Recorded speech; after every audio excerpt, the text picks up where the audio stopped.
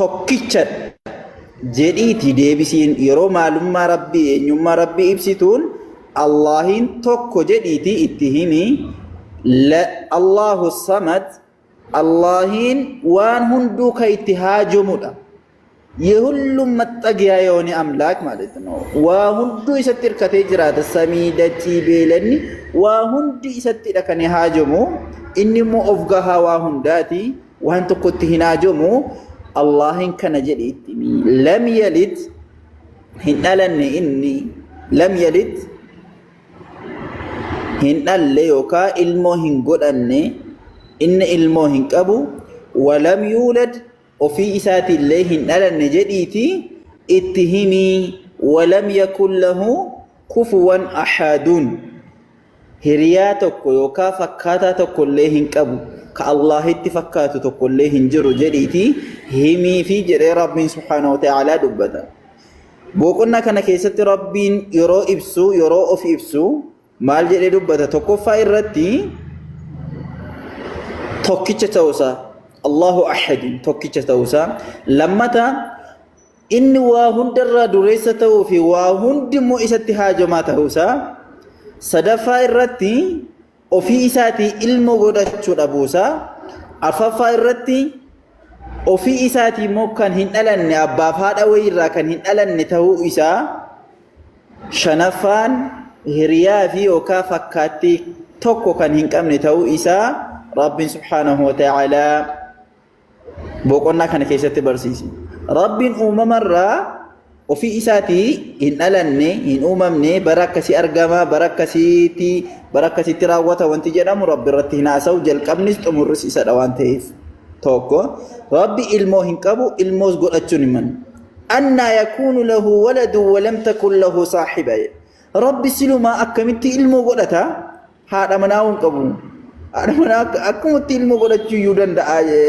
akkamitti mala rabbiif kun namni ilmoo godhatu ati har'a urjii yoo ilmoo godhatte ilmoon kiyya gosa koo naa baay'isti zarii kiyya naa baay'isti yookaan ammoo gaafan dadhabee jedhu na gargaarti namu keessatti natti ati aantoo keeriyaadhaan guddifadha jetteeti kanatti wannootti rabbi immoo subhaanahu wa ta'ala of gahaadha waa hundarraa kanaaf ilmootti naajomu akka namaa miti gooftaan خالقني سمي في دتشي أمي غوفتا الموتي هاجمو متي غوفتا وان تكوت اللي هاجمو أفقاها وانداتي هنياتو هنوغو هرافو هموغو غوفتا أفدان دهات هيدا كالتي هندان واهن دمو إسما اللي المجراتشو هندان ليسو ربين يجور إلمو هنكو أكسما إلمو قباجو ورّي إلمو قبا اتنجد ومتان سايو ورّي إلمو قبا جدي ربي ومتان إسا ربي القرآن بوقنا كل سجل لكو سدتمي سدت الركاسمان دبتا تكاد السماوات يتفطرن وتنشق الأرض وتخر الجبال هدا سمين كنت أجابوت دتشين أرهوتي غارم ببقاني ديغموتي نيدي هاتو جدي مالف سببني أن دعوا للرحمن ولدا سببا إسان غوفتان إلمو قبا رحمن الله إلمو قبا جدني إلمو الله تهركسنيف ربي سبحانه وتعالى أدبي كان سميد الأوسو دتشي ببالإجو أكسو مغارين لبو كسي بلا أكسي دتشي كيسي تؤمون نيد إهاتا جد سببا كان سببني براتو كنجرو أن دعوا للرحمن ولدا رحمن إلمو قبا سببا سانجدنيف وما ينبغي للرحمن أن يتخذ ولدا رحمن إلمو قباتون إسراهن ملوجر ربي رحمن وكا اللهين إلمو قباتون إسافهم ملو إن كل من في السماوات والأرض إلا آتي الرحمن عبدا وانت سمي كيس جرو في دتي كيس جرو بوتون إسا يوغو يا كياما غربتش إساتي إي ربي بران أكمالي ربي إلمو تقول ليهن كبو جدي أوفي بسجل كبيرتي كندا كناف ربي سبحانه وتعالى ور إلمو كبا جدي دبة الليرة كاسمال جدا وقالت اليهود عزير من الله ور يهود تا أزيرت إلم ربي تجلني وامو وقالت النصارى ور كريستيانو تاموني جدو المسيح ابن الله مسيح يوكا كريستوس عيسان إلم ربي تجلني وامو ذلك قولهم بأفواههم kun dubbii ma afaan isaaniiti malee waan biraa tokko miti yudaahi'uuna kanaan jecha warra kanaan duratti fakkaatu jedhee rabbi subhaanahu wa ta'aalaa dubbate. Kana walumaa gala rabbiin ilmoo hin qabu ilmootti sinaa jiru. Macaafa qulqulluu keessatti immoo ilmoo jedhamee maaliif dubbatame? Sinoo ilmoo jecha jedhu hin mormitu, quraanoo hin mormaa, islaamummaan hin mormaa, macaafa keessatti immoo akkamittiin dubbatame ka jedhuu fi tokkoffaa qajeelfamni macaafa qulqulluu macaafni qulqulluudha wanti jedhamu kitaaba rabbi biraa buufame miti kana beekuu qabda. Kitaabni rabbi biraa buufame namni itti amanu seerota tawraat ka jedhamu seera uumamaa maal jedhame iddoo shanitti ciccitee kan amma gara jalqabaarra jiru ni beekta miti kakuu moofaa keessa urji seerota shanan seera ba'uu seera uumamaa seera leewwotaa seera keessa deebii seera lakkoobsaa ka jedhu tokko hin beektu isaanan shanan isaanii yoo dhagaa jiraatte sagalee kee tafaa'uuna naaf sagaleen kan jiru hin dhaggeeffachaa jira shi ni dhagaama miti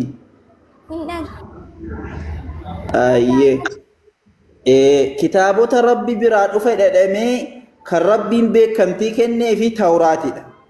Tawraat sun isa kamidha? Macaafa qulqulluu ateettu kanaa miti. Macaafa qulqulluu keessa gara jalqabaarra isa jiru bakka shanitti qoodamee ka jiru seera uumamaa maalii jedhamee jiru sana isatu tawraatiin ture. Isayyuu akka kanatti hin turre gaafa rabbi Muuseedhaaf kenne akka amma jiru kanatti miti. tajcaluunahu qaraatiisa tubduunahaa wa tukhfuuna kathiira jedha rabbiin quraana keessatti waa'ee isaanii yeroo dubbatu waa'ee warra Yihuudotaa yeroo dubbatu kitaaba isaaniif kenne illee yeroo dubbatu kitaaba ani karaa Muuseetiin isiniif kenne ooritiin yookaan tawraatiin tajcaluunahu qaraatiisa akka gaazixaa gootanii jedhi. تبدونها غريسا ملستني وتخفون كثيرا غريسا مبائد أكسيتان كيسا جدي سوار رب سيني لا تسنى يوم أكا كانت بكشاني ترتيبت تبا ميتي كانت نيد بفني ربي تلاتين توراة تقوم لا تيفي توراة سنيو أكاتا إسا اتلاتك أبا ربي سبحانه وتعالى غرو إسو مسانا قودني غري كيسان بساني غري تدبلني غري حرفني جيراني akka mashana nama jiru sana kan Musee irratti buufame. Inni dabalata injiil yookaan wangeela isa jedhamu. Wangeela wanti jedhamu kun matsaaf qulqulluu atamma jettee amantu yookaan qulqulluudha jettee jala deemtu sana guutuu isaa miti. Wangeelli matsaafa keessaa amma kakuu haaraa keessatti wangeelota afurtu jiru.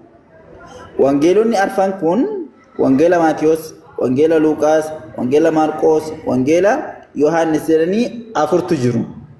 Kan rabbiin Ciisaadhaaf laate yookaan Ciisaatti kennee karaa malaa'ikata Jibriilii isaatti kennee dhaqiitii ilmaan Israa'el ittiin barsiisi jedhee itti kenne suni injiilli sun injiiluma tokko ture.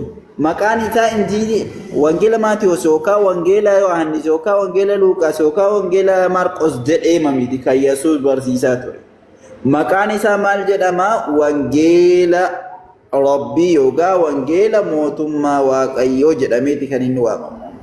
Yesuus Kiristoos akka wangeela Maatiyos boqonnaa 4:23 akkasuma wangeela Maatiyos boqonnaa 9:35 wangeela Luuqaas boqonnaa 16:16 irratti Yesuus Kiristoos mandaroota isaanii keessa naanna'ee jedha. Mandara Galiilaa fi mana sagadaa isaanii irra naanna'ee wangeela mootummaa Waaqayyoo lallabaa ture jedha. Wangeela mootummaa Waaqayyoo lallabaa ture. Wangeela mootummaa Waaqayyoo lallabaa ture mana wangeela Maatiyosii fi maaliif? Wangeelli Maatiyosii fi maal mootonni wanni namni guyyaa keessa barreesse isa barsiisa Yesuus Kiristoos gariis kan of keessaa qabu namni guyyaa keessa ka barsiise wayiiti yookaan barreesse itti dabalee irraa hidhisee barreessedha malee isa callaa qulqulluu Yesuus Kiristoos barsiisaa ture miti. Kana keessa adeemsa kana keessatti maal ta'ee kitaabatti dabaluun irraa hir'isuun waan kitaabni hin jenne dubbachuun guyyaa kana keessadha kan inni dhufe. Yesuus Kiristoosiinis ilma jechuun kan inni itti dhufe lammata hiikaan baay'achuurraa ka'e. Yesuus Kiristoos takka an ilma Waaqayyootiin jedhee of hin barsiisne. An ilma Waaqayyooti ani waaqa biraan ergamee dhufe yookaan waaqayyotu na godhate jedhee bakka itti barsiisa tokko hin qabu. Barsiisa isaa keessa hin jiru. Kan inni jedhee barsiisaa ture maaliin waaqayyo tokkicha isa dhugaa sana beektanii Yesuus Kiristoosiin immoo isa ati ergites beekuun isaanii jireenya bara baraati jedhee waaqa barsiisaa ture. Yesuus Kiristoos ergamaa ta'uu barsiisaa ture malee akkasuma immoo wangeela Maatiyuus boqonnaa 12 lakkoofsa 18 irratti hojjetaa waaqayyoo yookaan hojjetaa Rabbii. Hojjetaa jechuun servant jecha Ingiliffaan jettu garbicha jecha jettu fuudhanii maalitti jijjiiran hojjetaatti jijjiiran afaan Oromoo irratti afaan Ingiliffaatti servant. Isumayyuu raajiitu dubbatamee ture. Raajii sanatu raajii Isaayaas keessatti dubbatamee jedhee immoo dubbata wangeela Maatiyuus. Raajiin Isaayaas keessatti dubbatamee Isaayaas 42:1-2 irratti ani garbicha koo isan fuudhee jedhee jira. Afaan ammayyuu raajichi gaafa dhufe kakuu moofaa keessatti Maatiyuus barreessu maal jedhee barreesse inni immoo hojjetaa koo jedhee barreesse. Achitti garbicha jedhee jiru. Akkasitti jijjiirraa keessa dhufee ilmummaan Yesuusiif kenname yookaan Yesuus ilma namaati ilma waaqayyooti jedhame malee waan Rabbiin ofiisaatii jedhee yookaan Yesuus Kiristoos ofiisaatii barsiise. Osoo immoo akkas ta'ee ilma jechuun akka macaafa qulqulluutti ilmummaan kenna. Ilma jechuun ilmoo isa godhatan jechuu miti. Fakkeenyaaf Yaaqoob jechuun Israa'eliin ilma koo isa hangafaa jedhee waame. Daawit ilma koo isa hangafaa jedhee waame. Namoonni baay'een hatta namoonni atillee nama nageenya raawwatu ta'ee jennaan nama nagaa buusu taatee jennaani ilmaan waaqayyoo jedhamteeti kan ati waamamtu. Miniingiin ilma jedhamee macaafa qulqulluu keessatti kaa'ame namoota waan gaarii hojjetaniin ni amalee ilmummaa isa baanamu sanaa miti. Kanuma ta'uu isaatii wajjin akka amantaa islaamaatti immoo ilma qaba Rabbiin jechuu yookaan ilmummaa Rabbitti hirkasanii waamuun dhorkaa fi dhorkaa guddaadha. Kana fakkaata ibsa keessan dheeraa dheeranti fakkaata dhiifama. Ustaaz Abbaa Caalee, assalaamu alaikum. وعليكم السلام ورحمة الله وبركاته. Afuuratuna fudhatee bade dhiifama. akkas wayya. Mata akka waan quraana kana irraa sirriitti. Musliima eegee ta'ee quraana barsiisuu qaba malee akkuma manaa kaastee yeroo sanatti mana qulqullummaarra deemee wangeela barsiisaa ture naan jette miti amma. Eewaa. Akkamitti wangeela barsiisuu danda'e eega musliima ta'ee Yesuus maaf quraana barsiisuu dhiise? Gaaffiin kee gaaffii bareedaadha obboleettii kiyya. Tokkoffaa quraanni maalidha? Wangeelli maali? Tawraat maali? Injiil maali? Zabuur maali? Ka jedhu baruu si gaafata. Quraanni islaamummaa osoo hin taane shari'aa islaamaa ibsa. Shari'aa islaamaa kan Nabi Muhammad ittiin dhufan ibsa malee islaamummaa miti. Islaamummaan durumaayyuu jira. Sigalaayira quraana jechuun Yesuus Kiristoosis wangeela fudhatee gaafa wangeelli isaa kenname ilmaan Israa'eliin barsiisaa ture amantaa inni barsiisaa ture islaamummaa madha. Garuu shari'aa isaa yookaan seera isaa kennametu jira. Muuseedhaaf seera kennametu jira miti shari'aa jechuun seera jechuudha. Heggaati. Sigalee seera Muuseedhaaf kennametu jira. Yesuusiifis seerota kennamantu jiru. Yesuus kan inni barsiisaa ture seera Musee sana akkuma seerri Museedhaa kennamee barsiisaa ture sanatti ooritiin sun osoo jiru isa dhiisee inni immoo wangeela fudhatee wangeela irratti hundaa'ee shari'aa barsiisaa ture. Wantoota tokko waan shaares qaba. Wantoota tokko immoo waan sirrii akkumatti qabatee barsiisaa tures qaba. Akkasuma Nabi Muhammad gaafa dhufan amantaa islaamaa qabatanii amantaa islaamaa isuma Yesuus barsiisaa ture, isuma Museen barsiisaa ture, Abrahaam barsiisaa ture dhufanii garuu maal qabatanii dhufan wanti haaraa isaan qabatanii dhufan maal inni seera haaraa yookaan shari'aa haaraadha kan isaan qabatanii dhufan.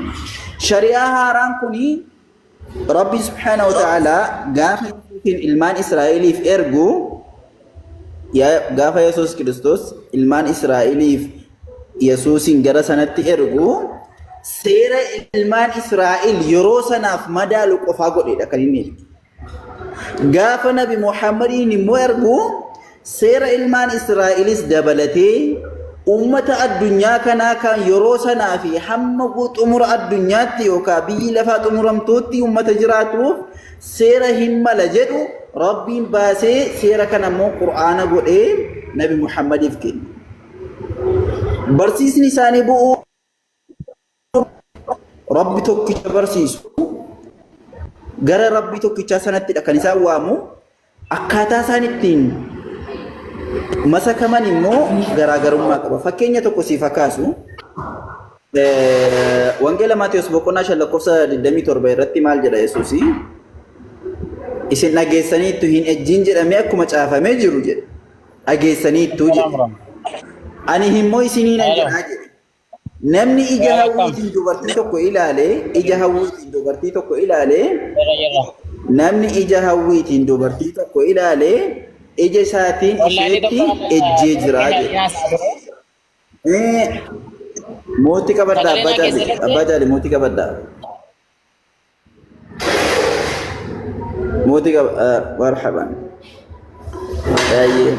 Namni ija qaama isaa guutuudhaan jahannama yookaan qilee sanatti darbamuu mannaa ija isaa sana of keessaa baasee gatu wayyaa jedhe.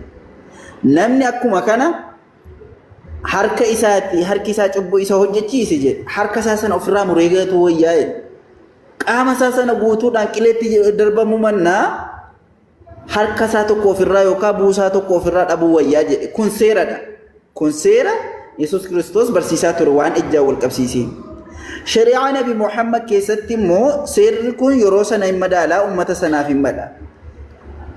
Itti hojjetan inni milkaa itti hojjete jannaticha dhaalaa inni seericha cabsee yeroo sana keessa deeme immoo kan jahannamaa tahaa jechuudha. Akkuma kana Nabi Muhammad immoo seera kana irratti maalidha seerri isaan qabatanii dhufan namni tokko ijaa yoo ilaales harkaa yoo qabes cubbuu guddaa akka ta'e barsiisanii adabbiin isaa immoo namni tokko ijaan dubartii tokko yoo ilaale amma iji isaa of keessaa baasuu qabaan jedhu shari'aa seera isa kan Nabi Muhammad keessatti mufakkiin samaaha shari'aan islaamaa laafaadha waan ta'eef ija of keessaa baasiin jedhu yoo harkaan qabde harkaan qabuun cubbuu guddaadha. Hinumaan dubartii tokko dubartii halaala siin taane harkaan qabuutti mataa kee keessa lilmoo sibiilaatiin cafacafamuu wayyaa jedhaadhis. Garuu yoo harkaan qabde immoo adabbiin isaa akka isa sanaa harka ofirraa muriin jedhu. Seera gara biraa kaa'eef, shari'aa gara biraa kaa'eef. Nabi Muhammad sallallahu alaihi wasallam maal jedhan namni tokko harka isaatii yoo cubbuu hojjete yookaan ijaa yoo waan taane ilaale yookaan immoo luka isaatii waa hojjete yeroo wudu'a salaataa jedhee wada'atu sana bishaan inni wada'atu sana wajjin cubbuun sun irraa lafatti nam'aa jedha Rasuulli alayhi salaatu wassalaam. Kanaaf seerotiin adda addaadha. Amantichi garuu tokkodha. Seerri yeroodhaa yerootti abdeetiin ta'a. Erga Nabi Muhammad garuu macarrashaa nabiyyootaati xumura nabiyyootaati waan ta'aniif seeronni guutuun isaa achi keessatti raawwate. Qur'aanni immoo walumaa gala maalidha kan inni of keessatti qabu waan wangeela keessa jiru isa keessa jira waan ooloti keessa jiru achi keessa jira. Qur'aana boqonnaa 5:48 irratti maal jedha wa anzalnaa ilayka alkitaaba musaddiqan limaa bayna yadayhi min alkitaabi wa muhaiminan alayhi. Kitaaba isirratti buusne kitaabni sun immoo kitaabota kanaan dura dhuguma Rabbiin Isaadhaaf wangeela kenneera dhuguma Muusaa irratti immoo injiilno Tawraatiin buuseera jedhee dhugoomsa haala ta'een wamuhaiminan alayhim to'ataadhalle kitaabotii kanaan durallee haala inni to'ataa ta'een sii kennee jira jedha. Kanaaf Yesuus Kiristoosis ta'e Nabi Muhammad kan isaan barsiisaa turan amantaa Islaamaati. Yesuus Kiristoos garuu amantaa Islaamaa seera wangeela keessatti caafamee ture barsiisaa ture.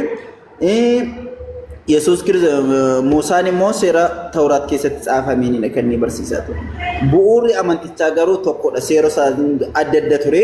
Seerri guutuun immoo erga Nabi Muhammad dhufanii gara Qur'aanaa jala deema. Isaa yookaan Yesuus gaafa deebi'ee dhufu seera nabi Muhammadiin kan inni bulu ummata nabi Muhammadii wajjin akkaataa isaan salaatanitti salaata akkaataa isaan soomanitti sooma turtiilee dhufee dachii keessa turu keessatti jechuudha isaan amantaa irratti tokkodha seerota isaan ittiin ergamantu garaagaradha malee yeroo isaanii keessatti jechuudha fi ustaaza Baacaalee deebi'aa as ganaani garuu laanti nutti deemaa yaada kee xumuratti tamti nama jala dubbachuun xumurat ayye xiqqoo ba'uudha jedhaan jiraati abbaa caaliitu jiinti fufi daqiiqaa muraasaaf kun ol daqiiqaa furna tokko Urjii abeet